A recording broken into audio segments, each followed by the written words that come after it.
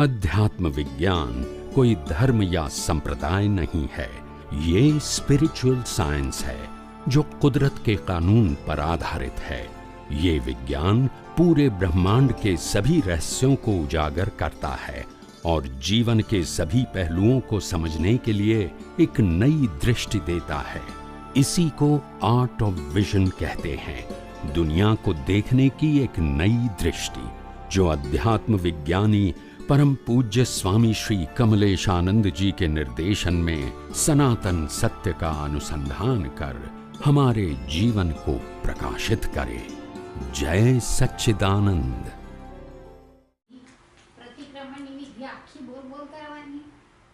પ્રતિક્રમણની વિધિ એવું છે કે આપણે સાચું પ્રતિક્રમણ ના સમજ્યા હોય ત્યાં સુધી વિધિ બોલવી પડે. સાચું પ્રતિક્રમણ સમજીએ તો પછી વિધિની જરૂર નથી. ખ્યાલ આવ્યો? તમે અતિક્રમણ માટે કઈ વિધિ બોલો છો? અતિક્રમણ માટે કઈ વિધિ બોલો છો? અતિક્રમણ થઈ જાય છે ને પ્રતિક્રમણની વિધિ જોઈએ.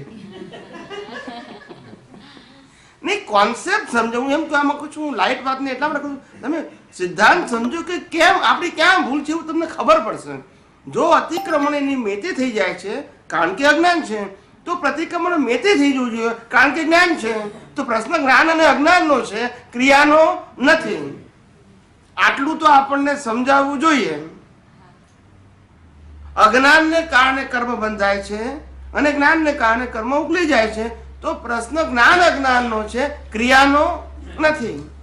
અને તમે પ્રતિક્રમણની રીત કહો એટલે પછી ક્રિયા થઈ ગઈ. ભલે હા, એટલે અજ્ઞાન અવસ્થાને કારણે આપણે એવું માનીએ છીએ, પણ ક્રિયાનું પ્રતિક્રમણ ક્યારે કરવાનું હોય કે મેં ક્રિયા કરી તો આ મારાથી કોઈને વાણીથી દુઃખ થઈ ગયું, વિચારો મારા કોઈના માટે ખરાબ આવ્યા, કે મારા વર્તનથી કોઈને દુઃખ થઈ ગયું, એવું જ્યારે આ મન વચન કાયાને ચલાવનારો હું છું એવું માનતા હોય તો પ્રત્યેક કાર્ય જે થયું તમારાથી અને એ કાર્યથી સામેવાળાને દુઃખ થયું એનું પ્રતિક્રમણ તમારે કરવું પડે. ખ્યાલ આવી ગયો? પણ તમને જ્યારે આ જ્ઞાન સમજાયું છે વિજ્ઞાન સ્વરૂપે કે ભાઈ મન વચન કાયા હું છું નહીં અને મન વચન કાયાને ચલાવનારો હું નથી, તો પછી અતિક્રમણ હું કેવી રીતે કરી શકું? બોલતા નથી. મન વચન કા એક મિનિટ, મન બે શબ્દો મારા બે વાક્ય સાંભળો બરાબર, પછી જવાબ આપો. મન વચન કાયા હું નથી અને મન વચન કાયાને ચલાવનારો હું નથી, બરાબર છે? તો પછી એના દ્વારા થતી કોઈ પણ ક્રિયાને અતિક્રમણ મેં કર્યું કયા સાબિત થાય છે?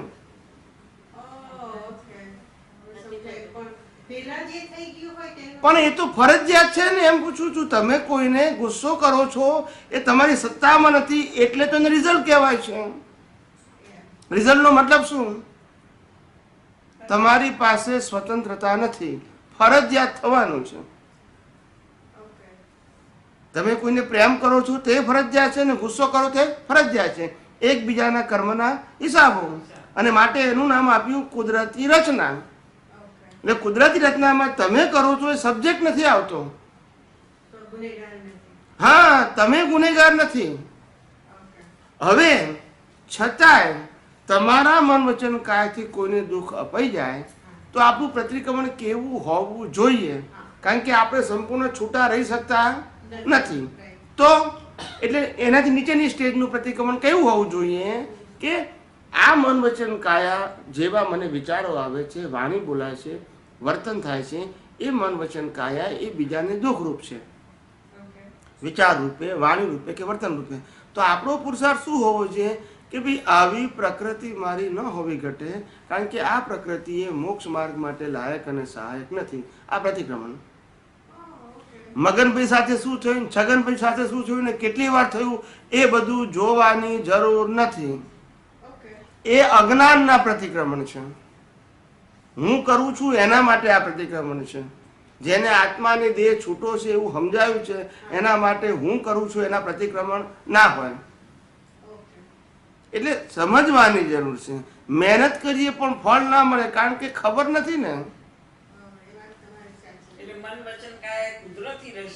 હા, પ્રતિક્રમણ ક્યાં રહ્યું તો કે મોક્ષ માર્ગને લાયક માટે આવી પણ આ જે ઉકલી રહ્યું છે એ ઉકલી રહેલું પ્રકૃતિ એ મોક્ષ માર્ગ માટે લાયક અને સહાયક નથી. માટે આવી પ્રકૃતિ ના જોઈએ. આ પ્રકૃતિ સારી છે, ખરાબ છે, ગમતી છે, ના ગમતી છે, એ વિષય જ નથી આપણો. આપણો વિષય શું છે કે જે ઉકલી રહી છે એ મોક્ષ માર્ગ માટે લાયક અને સહાયક તો નથી જ. પછી એ રાગવાળી હોય કે દ્વેષવાળી હોય. એટલે ડિટેલમાં જવાનું. એટલે તો મેં કીધું કે આ પ્રકૃતિ જે ઉકલી રહી છે આપણી, તેમાં આપણી જાગૃતિ શું હોવી જોઈએ કે ભાઈ આવી પ્રકૃતિ મારી ન હોવી ઘટે, કારણ કે આ પ્રકૃતિ એ મોક્ષ માર્ગ માટે લાયક અને સહાયક નથી. પતી ગયું. પછી નો ડિટેલિંગ. ડિટેલિંગ ક્યારે કરવાનું કે ધીસ ઇઝ અવર સબ્જેક્ટ. એ આપણો સબ્જેક્ટ નથી, એ પરિણામ વાળો મિકેનિકલ ભાગ છે. આપણું કામ છૂટું રહેવાનું છે અને કેરી ફોરવર્ડ ના થાય માટે આ પ્રયાસિત કરીએ છીએ. આપણે એવી ને એવી પ્રકૃતિ. આપણે ગુસ્સો કર્યો હોય અને અંદર બોલીએ કે ના કરવા જેવો જ હતો તો શું થાય? પછી કેરી ફોરવર્ડ થાય. એટલે એવું ના થાય માટે આપણે કહીએ છીએ કે આવી પ્રકૃતિ મારી ન હોવી ઘટે, કારણ કે આ પ્રકૃતિ એ મોક્ષ માર્ગ માટે લાયક અને સહાયક નથી. પણ ગુસ્સો કોની હાથે કર્યો, કેટલી વાર કર્યો, કેમ કર્યો, એ બધું કાઉન્ટ કરવાની જરૂર નથી. તો પ્રકૃતિ સ્વરૂપ થઈ જાય એવું ગણીએ તો. ઊંડો ઉતરે પછી એમ પછી ડિપ્રેશન આવે.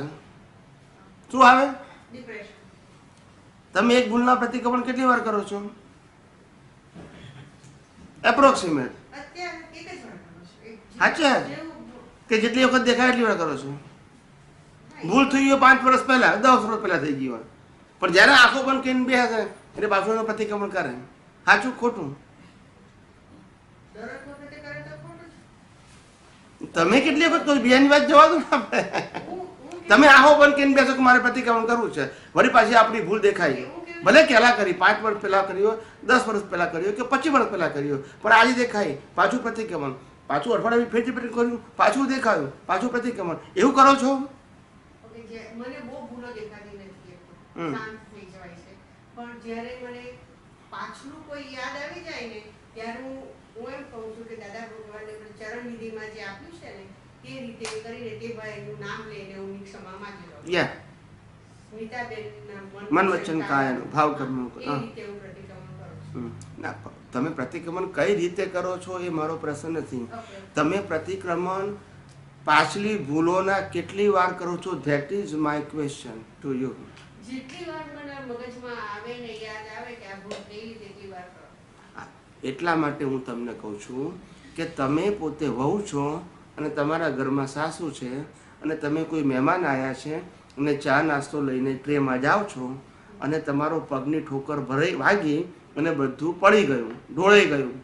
એટલે તમારા સાસુ કહે છે કે ધ્યાન લઈને ચાલવું જોઈએ ને. ખ્યાલ આવ્યો? તો તમે સ્વીકાર કરો કે ના કરો? પણ આની આ વાત 10 વખત કરે તો કેટલી વાર કહો છો કે આ પ્રસંગ એક વાર બની ગયો, એની ટકોર 10 વખત કરે છે તો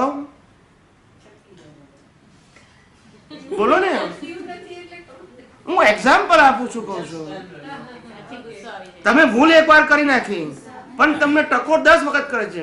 થયું ત્યારે કર્યું, 2 કલાક પછી કર્યું, બીજે દિવસે કર્યું, અઠવાડિયા પછી કર્યું, મહિના પછી કર્યું, એવું 10 એક્ઝામ્પલ આપું છું. એવું એક જ ભૂલ માટે 10 વખત ટકોર કરે તો તમારી માનસિક સ્થિતિ શું હોય, કેવી હોય? એમ આપણે એક જ ભૂલનું 10 વખત પ્રતિક્રમણ કરીએ, convert in a depression. The same principle. હવે સમજી ગયા? ભૂલ એક વાર કરી, માફી 10 વખત, લોડ તો પડે કે નહીં પછી? એટલે લોકો પ્રતિક્રમણ કેમ કરવું તે જ નથી સમજ્યા, એ મિકેનિકલ કર્યા કરે છે. એક જ વખત હોય ને, દિવસમાં એવું નહીં. કોઈ પણ ભૂલનું પ્રતિક્રમણ આપણે એક જ વખત કરવાનું હોય ને, તે વ્યક્તિગત નહીં. આવી પ્રકૃતિ મારી ન હોવી ઘટે, કારણ કે આ પ્રકૃતિ મોક્ષ માર્ગ માટે લાયક અને સહાયક નથી. આટલું જ પ્રતિક્રમણ. એટલે બધી ભૂલ તો આપણને દેખાય નહીં ને, એટલે જેટલી દેખાય એટલી, જેટલી દેખાય એટલી. પ્રકૃતિ માટે આપણે આમ બોલ્યા, વિચારો આવતા હોય તો આપણે એમ બી બોલી શકીએ કે આવા વિચારો ના હોવા જોઈએ. હા, તૈણે નું બોલીએ ને, મનોચન ક્યાં તૈણે બોલ્યો ને. આખા દિવસમાં આપણે 5 વખત કે ભાવ સ્વભાવમાં જો એટલે આપણે ભાવથી સ્વભાવમાં જવું એટલે શું? કે સ્વભાવમાં જવું એટલે સ્વભાવનું લક્ષ્ય રાખવું. જવું એ કોઈ ફિઝિકલ વસ્તુ નથી. લક્ષ્ય રાખવું, ગમે તે પરિસ્થિતિ મન વચન કાયાની આવે, પોતાને લક્ષ્ય રહેવું જોઈએ. ભાઈ હું મન વચન કાયાથી મુક્ત એવો શુદ્ધાત્મા છું. જ્ઞાની પુરુષનું કામ શું છે? તમે ગમે ત્યાંથી સેન્ટરમાં લાવવાનું.